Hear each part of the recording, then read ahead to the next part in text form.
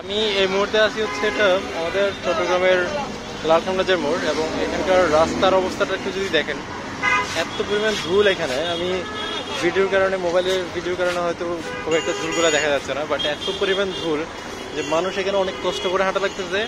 আর হচ্ছে রাস্তার প্রিভেন্টের জন্য মূলত এই ধুলগুলো এত বেশি বেড়ে গেছে।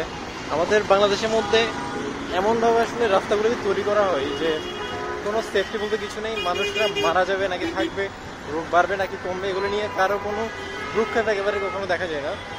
যে কোনোভাবে রাস্তা কাটি ফেলে, যে কোনোভাবে রাস্তা কাজ শুরু করে, এবং রাস্তা কাজ শুরু করলে যে দেখেন যেভাবে ধুলগুলো উঠতেছে, এখান থেকে মানুষ কী পরিমাণ যে রোগাক্রান্ত হচ্ছে বলার বাইরে। এটা মানুষ মাস্ক ছাড়া, এবং হচ্ছে বেশিরভাগ মানুষদেরকে আমরা দেখতে পাচ্ছি যে মাস্ক পরে, এবং হচ্ছে যাদের কাছে মাস্ক নেই তারা হাত দিয়ে ঢেকে।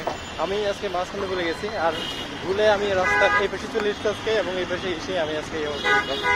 আমার কাছে খুবই খারাপ লাগতেছে এই বিষয়গুলো, যেগুলো নিয়ে কর্তৃপক্ষের কোনো ভ্রুক্ষেপ নেই।